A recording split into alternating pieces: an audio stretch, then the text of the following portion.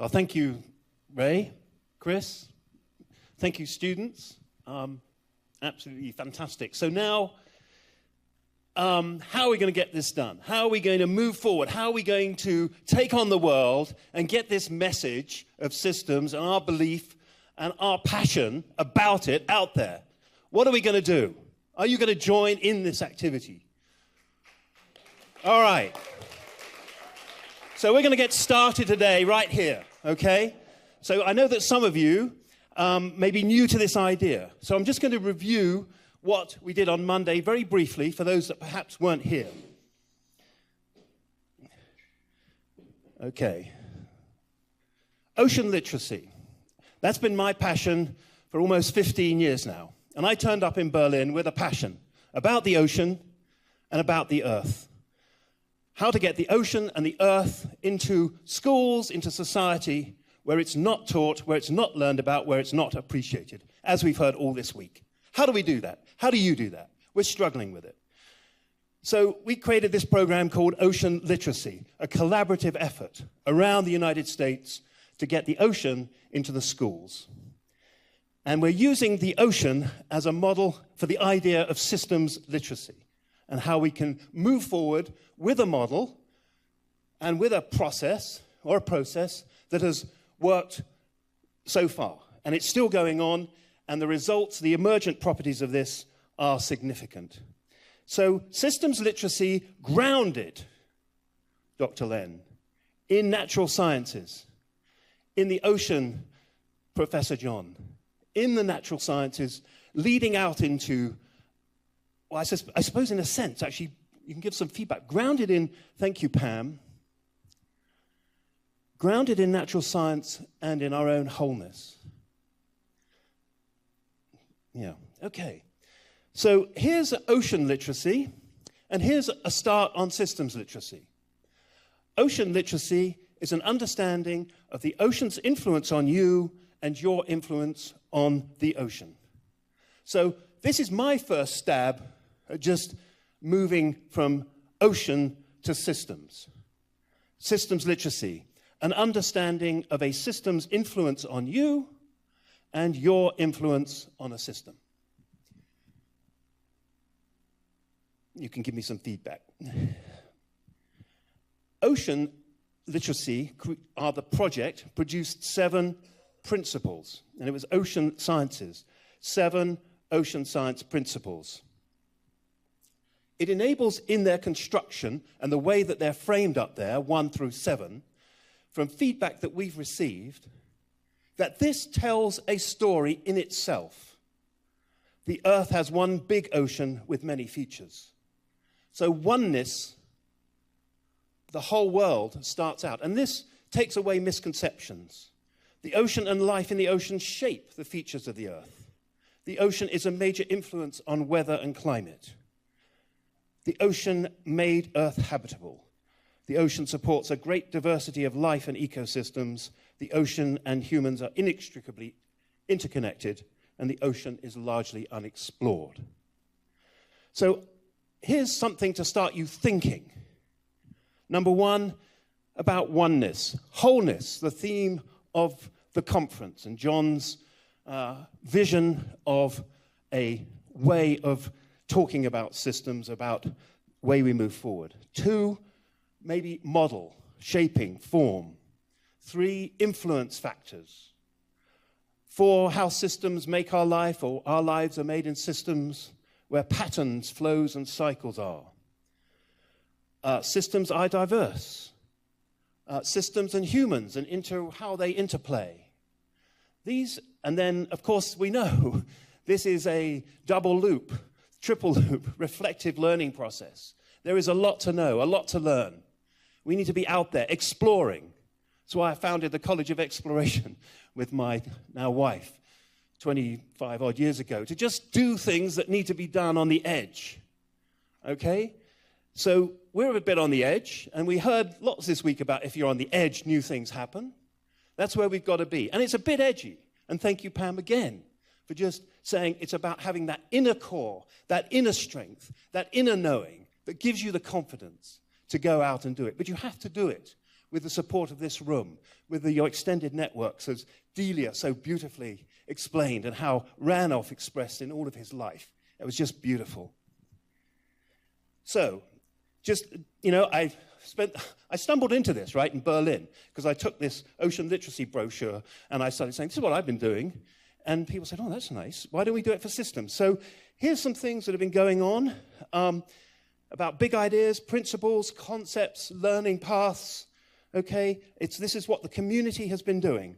And I'm going to draw your attention to a door or an opening, in the United States at least, the Next Generation Science Standards, which came out a couple of years ago and was strongly influenced by the ocean work, because it was a coherent framing of the ocean that people could relate to.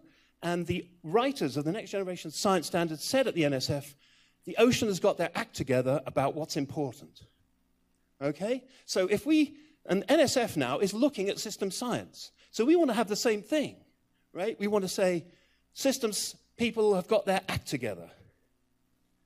Interesting, these matrix of cross-cutting concepts, which is Appendix G of the Next Generation Science Standards, have some systems language in them. So we don't need to start from scratch. As we know, we've got 60 years of experience, and here is some representation, largely drawn from the systems dynamics arena a little bit.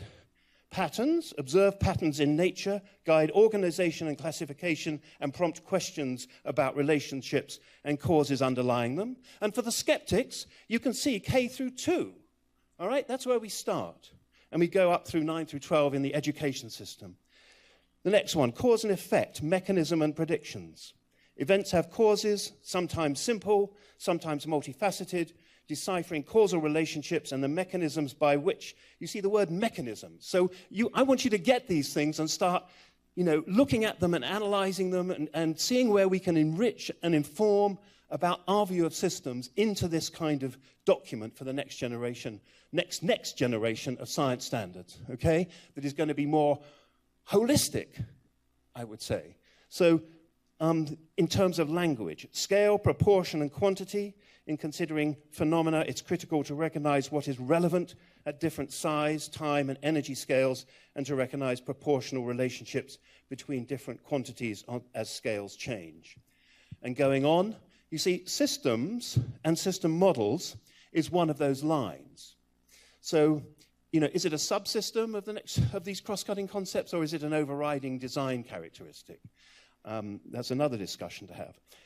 A system is an organized group of related objects or components. Models can be used for understanding and predicting the behavior of systems. So that's how they define that piece. Energy and matter, flows, cycles, and conservation. Tracking energy and matter flows into, out of, and within systems helps one understand their system's behavior. And just an aside, I started my systems journey with the Open University Systems Behavior course. And I really found that, for me, the door that opened to systems for me. Because you look at life, look at objects, look at businesses, look at government, and think about their behavior, which goes even to Pam's point, my behavior, how I am, how they are, how it works. It's a common language. Structure and function, the way an object is shaped or structured determines many of the properties and functions. Stability and change for both designed and natural systems, conditions that affect stability, and factors that control rates of change are critical elements to consider and understand. So these are cross-cutting concepts in the science arena. Well, science and engineering is interesting. I don't want to spend too much time on it, but at least I encourage you to start looking at this. So I'm just going to say that there's a lot of words there, and I've just spoken English in my English with some American overtones after 30 years here. But I talked on Monday about our system sensibilities and our system sensitivities as well. Thank you, Pam and Delia, again. System awareness. So just thanks to, is this Ian Riss? And to Dennis, who alerted me to and he's produced some symbols from the living systems work of James Miller. This could be something that we could sort of work on as representing some of the big ideas, principles, or concepts in a systems literacy effort. And so I invite you to contribute to this idea of symbols. So I'm going to show you 2 videos. Now, why I'm doing that, thank you, Billy, you all should have a white card. And so if you take your 6x4 white card, and if you don't have one, please put your hand up or say, and we'll get you, could somebody help me get some cards there? Yeah, Amy, thank you. Okay, Amy's got some. Yeah, here you go. Oh, that's not, there you go.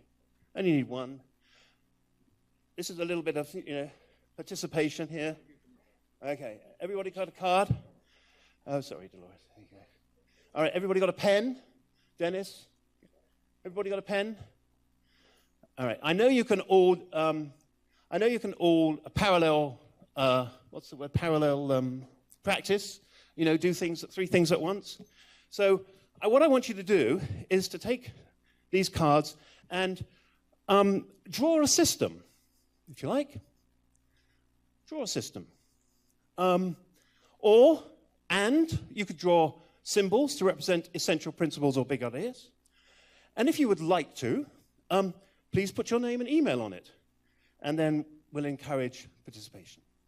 So what I'm going to do now is, while you're doing that, I want to show you 2 short videos. Indulge me with that. One is the ocean literacy video that we created in the United States. And because of the energy that was created around the ocean literacy work in the United States, it became part, as I said on Monday, of an intergovernment agreement. The word ocean literacy was signed by the US government, the Canadian government, and the EU government as a joint effort to increase ocean literacy in their citizens in conjunction with coordinated ocean science research, because they were finding that ships were turning up at the same place and doing the same kind of ocean research, and it was a waste of money. Plus, the Atlantic has not been mapped to the level it should be. There's parts that are largely unexplored. So this was an effort to be coordinated. So the first video is one about the American program, and then the second video is an output from the EU project on ocean literacy, which is now in action and has been funded to the tune of 6 million euros, which I'm a part of as well, because I travel across the Atlantic. So let's go to the first one. Have we got the sound in here, Holden? Okay, let's do this. So while this is going on, think about the imagery and the language of ocean, and then think about systems.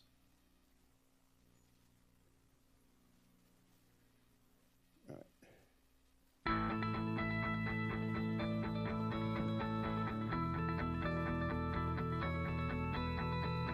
Ocean literacy is an understanding of the ocean's influence on you and your influence on the ocean. In 2004, ocean scientists, ocean educators, and ocean policymakers came together to create that definition of ocean literacy and to identify 7 essential principles and 44 fundamental concepts. An ocean literate person understands the essential principles and fundamental concepts about the functioning of the ocean, can communicate about the ocean in a meaningful way, and is able to make informed and responsible decisions regarding the ocean and its resources. The Earth has one big ocean with many features. The ocean is the dominant physical feature on our planet Earth, covering approximately 70% of the planet's surface. There is only one ocean with many ocean basins. Life in the ocean shapes the features of the Earth. Many Earth materials and geochemical cycles originate in the ocean. Many of the sedimentary rocks now exposed on land were formed in the ocean. The ocean is a major influence on weather and climate. It will always have a significant influence on climate change by absorbing, storing, and moving heat, carbon, and water. The ocean makes Earth habitable. Most of the oxygen in the atmosphere originally came from the activities of photosynthetic organisms in the ocean. The first life is thought to have started in the ocean, and the earliest evidence of life is found in the ocean. The ocean supports a great diversity of life and ecosystems. Ocean life ranges in size from the smallest virus to the largest animal that has lived on Earth, the blue whale. The ocean and humans are inextricably interconnected. It affects every human life by supplying fresh water and nearly all the Earth's oxygen. It moderates the Earth's climate, influences our weather, and affects human health. The ocean is the last and largest unexplored place on Earth. Less than 5% of it has been explored. This is the great frontier for the next generation's explorers and researchers, where they will find great opportunities for inquiry and investigation. The ocean is a source of inspiration, recreation, rejuvenation and discovery. Everyone is responsible for caring for the ocean. The ocean sustains life on Earth, and humans must live in ways that sustain the ocean.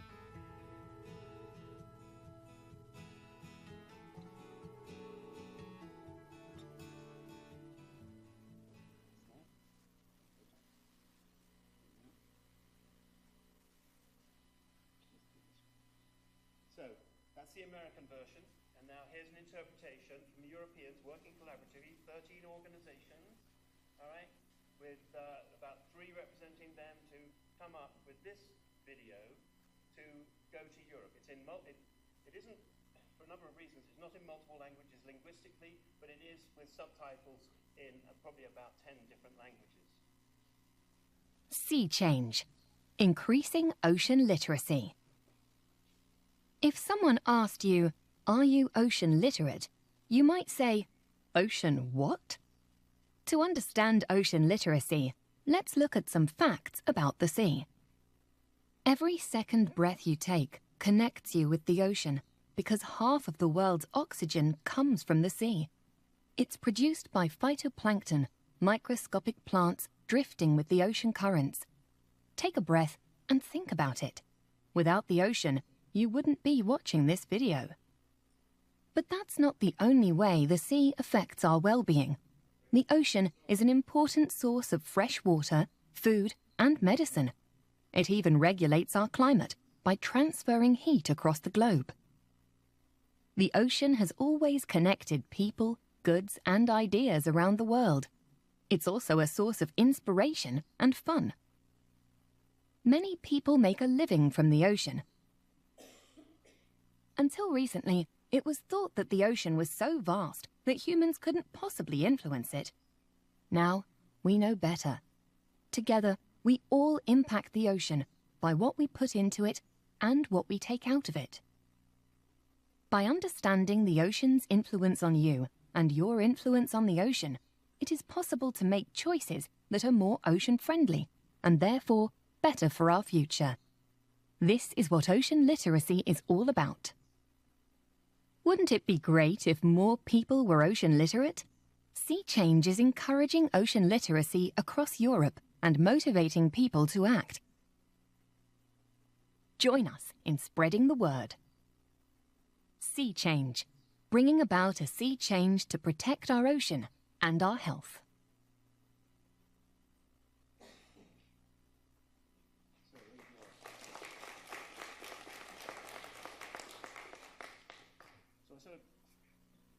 So I have this dream of sort of doing something similar with systems.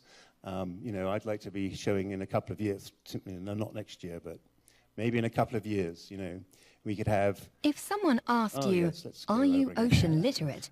you might say, "Ocean what?" Ocean what?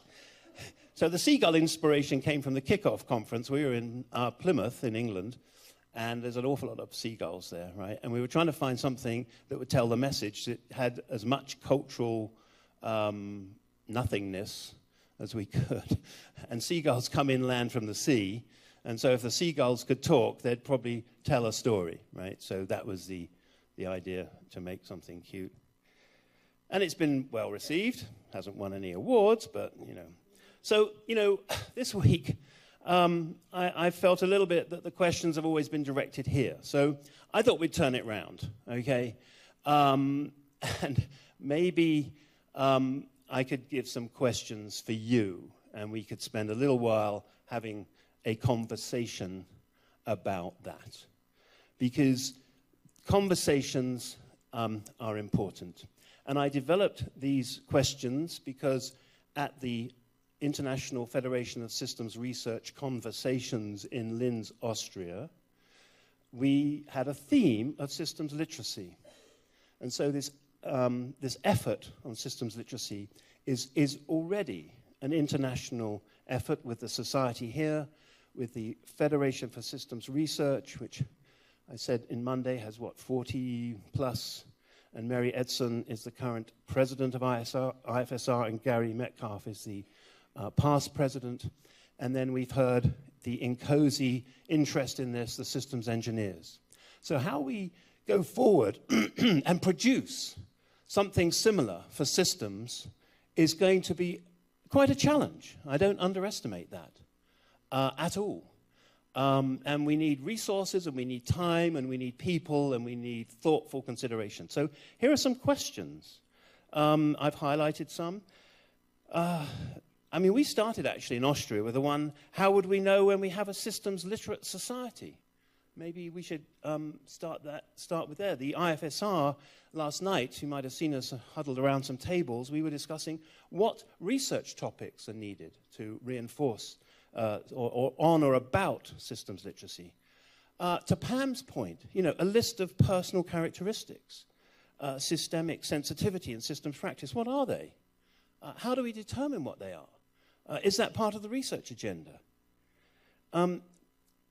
Because we have this door open, let's take and transform the NGSS cross-cutting concepts. And then another question, are systems approaches natural to us when born, and that it gets educated out? So those are my questions to you, and maybe we can have some responses to those questions. The big problem is consciousness. But as David Chalmers says, the big problem is the hard problem, has to do with experience. Until we don't have the oneness or wholeness experience, we can't realize we are not separated from the whole. So the challenge then is creating opportunities for experiences of oneness. And just as an aside, when I started the College of Exploration, if I can indulge you, Tina and I went to Sitka, and we went for a walk in a rainforest. And I had this wonderful mystical experience of becoming the forest. And that's one opening, right? So we have to think of ways to construct experiences. So that's my personal story. But anyway, thank you. Any other responses? Delia. Now, I was just reflecting on a couple of comments that I had, but also I was so impressed with the the graduate group and the idea of creating the bridge. And I'm just sort of thinking about the systems literacy aspect of it is we are on one side of, well, we could potentially see ourselves on one side of the bridge and other people on, maybe they haven't experienced it. I suppose that's what I'm saying, like how to create that bridge. Well, of course, bridges would be good for engineers, so that I think that's a good metaphor. Sasha. Yeah, thanks for the presentation. I think just making immediately parallel between literacy and metaphors and explanation is a really great way to do. I'm also assuming that you're dealing with both like ontology and literacy in a sense that you're building a vocabulary. In that sense, I think that work of mapping, responsible mapping between us and the ocean and the influence is very responsible, but also very risky, and that have to take part. We were discussing, Candy and me, about I can say orthodoxy of words, how important words are, and basically becoming part of sect. If you don't believe and accept the word, then what can you do? You're either out of discussion, or actually you have to deliberate and have more and more deep distinction.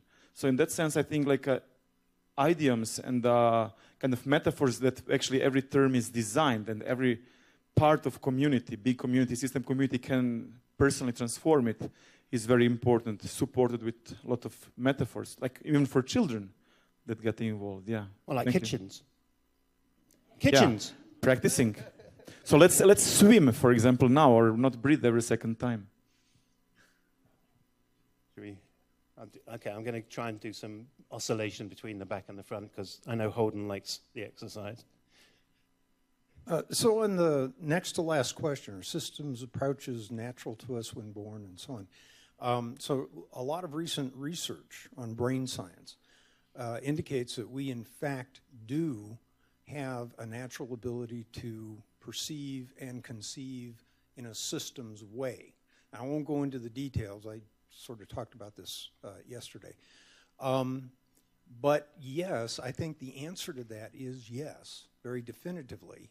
And that it is, in the United States, my experience, is the school system is set up to systematically get that out of you. Okay, yeah, thank you. Holden, could you just go up to the back of the room and can we go up there on that?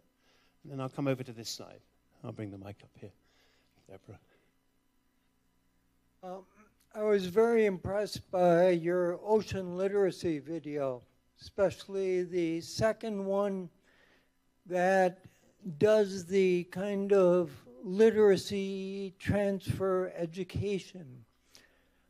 And in my view, the essence of what makes that work is that you took the ocean and turned it into terms that people could understand as connected to their well-being.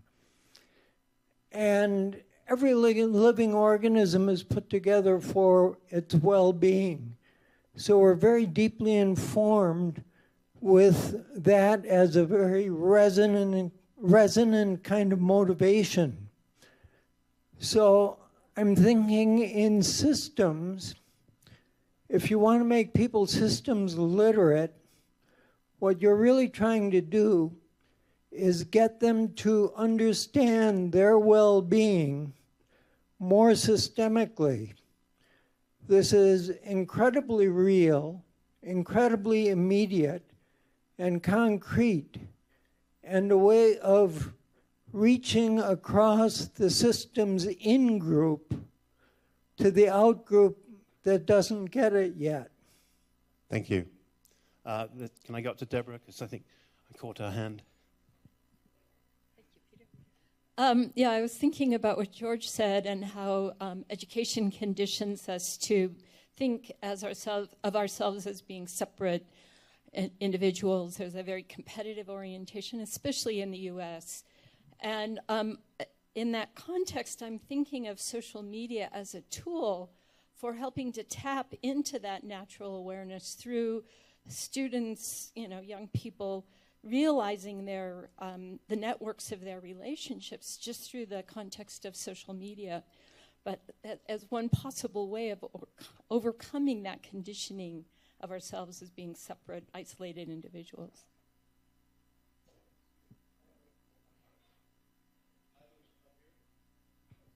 Hello, me again. Paradoxically, we'll know we will have a systems literal society when we stop using the word systems. Okay. When it's just obvious from what's been said before, the contents of the paragraph, we don't need to put that word in. So that's when we'll know. How would we measure systems literacy? Again, when the words keep appearing that we recognize, but not necessarily the word systems. So we need to perhaps think about what other words we should be using. Like you have in a thesaurus, what are the other words which mean what we want to say? And equally, when we look at the one further down, how do we relate society literacy to whatever, etc., personnel, professional, political, and so on? Well, when the people doing those things, you can observe them behaving in a systems way. You physically see them behaving in a way which gives them the characteristics which I think you refer to in one of your other questions. Thank you.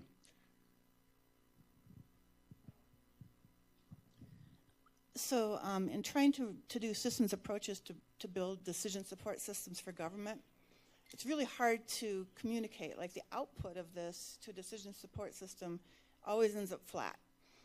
So we put a little bit of money towards a program that's towards using immersive visualization for systems so that we can start seeing our systems in 3D and we can sit within them and then we can see where our influence is with them, or we can touch an intervention in one and see where does it connect to other things.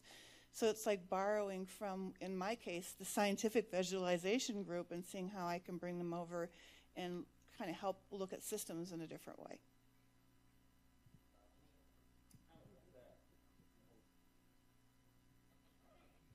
Hi. I'm looking at the question, what research topics about system literacy might be helpful? And I'm thinking about research in terms of design research. And so I want to describe a design research methodology, which in fact is the one you're already using, Peter. But because we don't see it as such and don't name it as such, we seldom recognize it. And so you're describing, so this methodology starts by identifying analogs. And so you have one analog, the Ocean Literacy Program.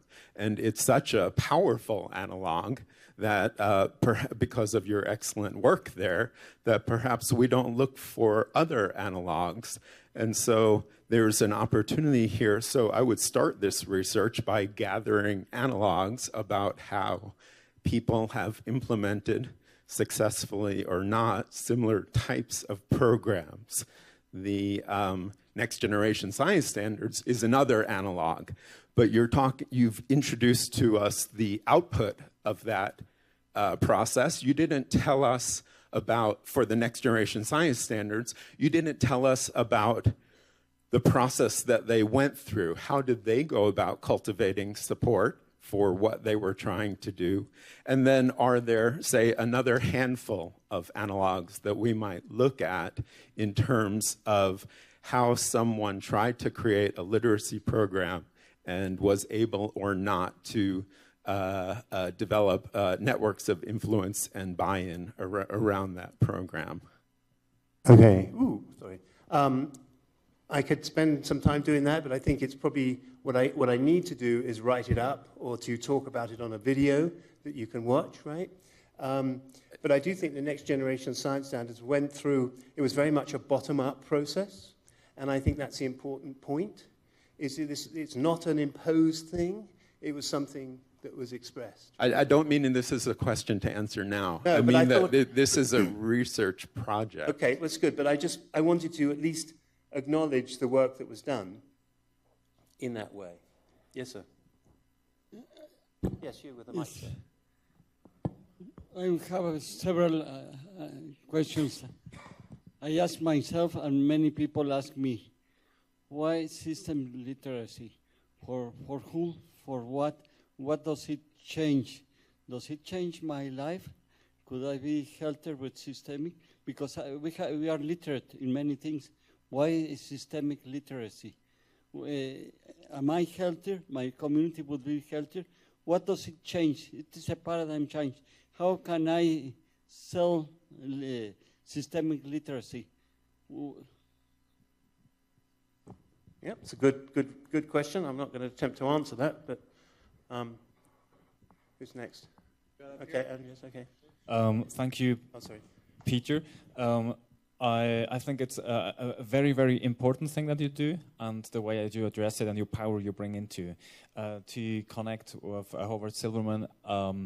I think more different approaches in different fields also to look at than just the ocean thing is important, although this can be one of the major influence. And I see a big danger and a big chance in that. The chance that we do collectively something to build a common ground. And the danger I see the starting point. So I would say we should start with if we say it's systems literacy for today's society and towards the human beings, to think about what the society and human beings are and make different from materialistic things. What I see here in the front are all things that have been appeared millions of years ago, that flow, structure, and so on. The common ground, if all sciences connect, would be physical view on systems, and then it's that. And thinking about things that challenge us today are that we can't communicate, we can't collaborate, we have wars, people have different agendas and motivations. That's what are the challenges of 21st century. And these kind of collective agency in social networks should be very much included in such a kind of literacy. Yep. Okay, let's... Oh, yes, thank you, Peter.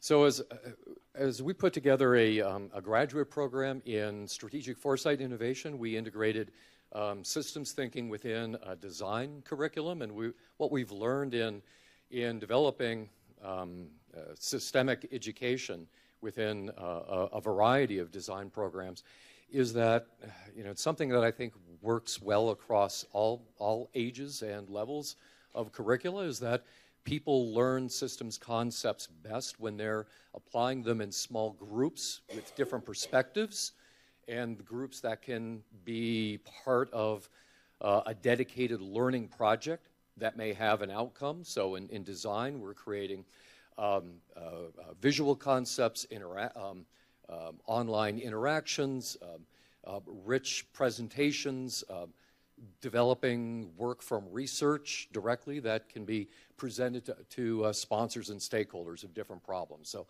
mental health, community development, urban planning, and these different areas, just like oceans, would be the domains of interest that may actually call the different systems concepts into play. So there's a way in which each individual and the groups that they're working within have developed their own, become their own systems thinkers, and it really takes quite a lot of time to take somebody through a whole series of curricula, if you will. But it can be done fairly rapidly within learning and project communities. So I'm wondering, if I'm missing it here, or if that, to me, that's one of the really driving factors in teaching systems thinking and in systems literacy, is that people can do it themselves through making, through co-construction with others, and by learning about the system domains by working with experts who may have the language of the domain but may not even have the system's concepts, and they can forge those together. Now, well, you've sort of said how rich the domain is. Could you give the microphone to Shankar down here, please? Sure. I think you look how rich our society is, our systems, colleagues, networks. There's great resources to do it in multiple ways, and I think it's the embodiment of the idea that gives power to the small groups, and that's a matter of process. So Shankar, and then Ray's been assistant, and then I'll come up to you, madam. Okay. Yeah, my name is Shankar. I'm from Australia, but I'm originally from India. And you asked me in Linz, what is a system in the Indian language? Yes. And because I was so much educated in the English system, I never knew what the word was, so I had to search for it. And I found that the word was, in Sanskrit, there was a word, and it was called pranali. Okay? And the meaning of pranali is the way in which water flows. And if you look at the Ganges, for example, which was considered the holy river, the water doesn't flow in the Ganges anymore. It's so polluted. So I think one of the ways, the reason why the ocean literacy is immediately striking to people is that people can understand the ocean.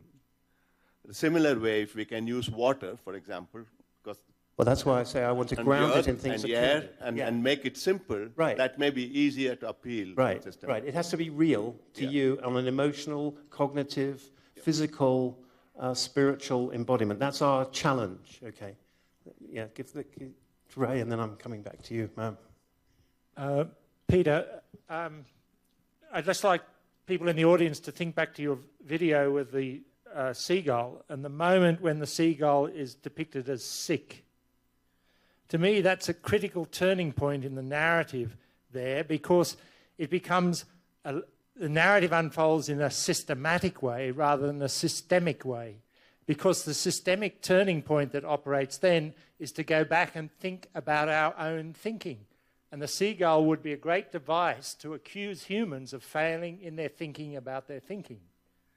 And unless we address the reflexivity in the design of this right from the start, then I would say we're investing in the wrong sort of trajectory. Well, thanks. That's obviously going to be the next version of the video, isn't it? So... Okay, so I'm Hélène. I'd like to take the biggest paragraph in bold here, because we've been designing symbols on the cards. Oh, good. We're talking about narratives. Yes. We talk about isomorphies. Yes. We talk about principles. Some of us have already worked on systems of drawings and symbols and icons and representations. And I was wondering, and maybe this is what you have in mind giving us the card, if we could create a kind of a digitalized database or repository where we could plug all what we have, Len, myself, other people, Ilan Ross is... Christopher Alexander's 15 Principles, etc., and then try and draw lines, try to make connections, to try and kind of flesh out the isomorphies and then discuss it. Right, well, exactly. As objects of study, and then build the ontology or the connections or the 3D representation of it as we go. Because what I have experienced with my 100 little scribblings that I threw in a conference is that people pick that and they start telling systemic stories. And even if they're not perfect and they are not, you know, totally scientifically rigorous, it's a way to gain this literacy, and it's a way to have a narrative and to tell stories and to change the story, possibly. Exactly. Having things to tell stories with, absolutely. So where are we going next? Sue's got the microphone, okay. I want to take a little different tack. Peter introduced me to ocean literacy probably last year. And I look at my, when I think of a continuum of ocean literacy, before he mentioned that, I was ignorant or in denial. And then when he mentioned it, I was a novice. And now all I know is kind of what I've seen on the screen. So I'm not an expert yet, but I'm, and so it's interesting. And so I said, well, here I am a systems expert. Why was I so ignorant? And then I realized, because I'm not a fish. You know, if the fish had become humans instead of us, they would be talking about, we don't know about the earth, 30%. And so, and also because it's not taught in schools. So thank you, Peter, for bringing us. I know Kendra's had her hand up for a while there. Thank you, Sue.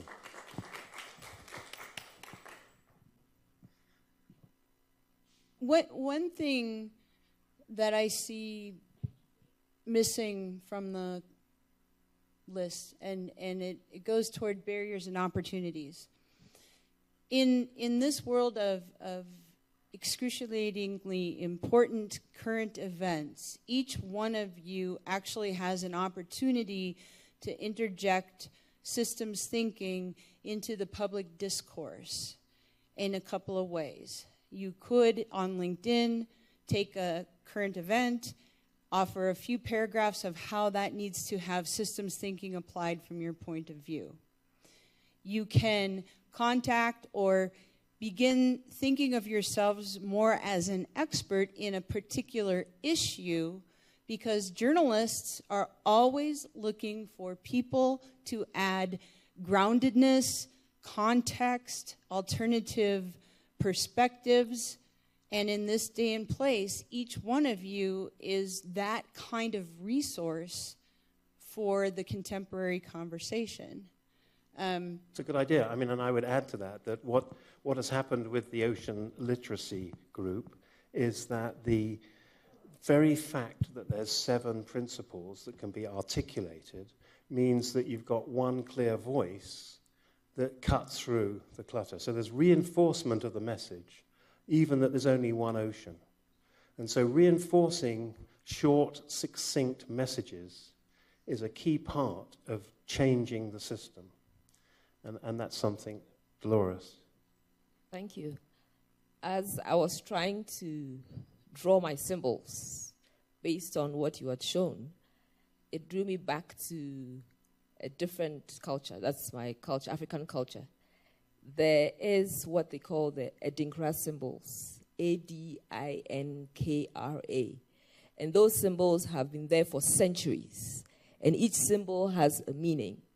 So if we want to bridge cultures, we want system literacy to spread in societies, maybe you could look at that one and build on what is existing that has been there for centuries. Thank you. Absolutely, Doris, and I hope you're going to help us do that, because that's the only way that we're going to do it. So we're getting a little close to time, because John wanted to say a few words. So let's... Can I add one George, question? yes, a couple, and then Oki, yes, and then let's get John on here. Yeah. Yeah, the question I think is missing is what is the purpose or what is the objective of achieving systems literacy? And then it seemed to me, and I'll just throw this out for general consideration, that the real objective is whole world understanding so that we can meet the challenges of the Anthropocene. Okay. And that's why we want people to act systemically and think systemically. Can I give it to Oki, please? One of the questions I think, if I look at the list, I can't see the list very well. I have to get new glasses, I think. But is the very first question, before what are the barriers to systems literacy, is actually what can you do? What could be done to create system literacy? Once you identify that, the various ways to do that, you can start the conversation about what are the barriers, what are the drivers, why would that be, if you are doing an action, what would that action lead to that will achieve your goal of systems literacy? So what I'm talking about here is that you can actually develop a causal loop model of the whole thing. Identify the leverage points in the system. And going to do that, Oki, for us? Are you going to help us do that? Pardon? Are you going to help us do that? And this is a project that we actually are. You talk about what research topics. Yeah. That is a project that we are actually doing. Good. And we have published part of it already. Right. I just don't know which journal, can't remember. Well, we want to bring it in, I mean, we've got to have these different ways of representation. That's a good one. So can I go to you? Is that good? Yes. So the big gap I see is that the thinking is a problem, because as soon as you think, you are judging. When you judge, you are doing a differentiation and a separation. And this is not good for feeling wholeness. But in a workshop with Dolores and in Jim's presentation, we thought that one way of solving this problem is to do a common mindfulness, unified work. Yeah, okay. We're sort of heading in that direction. Elena, maybe you could have the final word here. Okay, well, Elena from Toronto. I would like to see us start with a systems spark. And I'd like to see us start as early as possible, K, 1, 2. My own interest in science was sparked by somebody handing out an advertisement for an encyclopedia that had as its centerfold a picture of how long it would take a plane to fly to all the different planets. One picture, and I was hooked. Now there's been some detours since then, but games, toys, pictures, films like the ones we saw I think that we want to try and grab people when they're as young as possible. Absolutely. And we had a great story that Gary showed us about the engineers. So creating stories like that would be good. I would like to draw this piece of the session to a close. I'd like to thank Ray and Chris for inviting me to support the systemic inquiry process. I'd like to thank the students for inviting me in to contribute. I've just had a wonderful time. And I'd like to thank you for writing your pictures down. And I think the best way to feedback on that, we could probably spend a long time explaining that. If somebody, Kendra or Amy, could you go to the top of the stairs and just collect them when people leave? And then probably what I'll do is I'll work out some way to take a picture of them all and put them somewhere and let you all know where they are. And then we're beginning to build a database already of what's going on. Thank you all for answering these questions and participating and this morning. So thank you very much. That's great.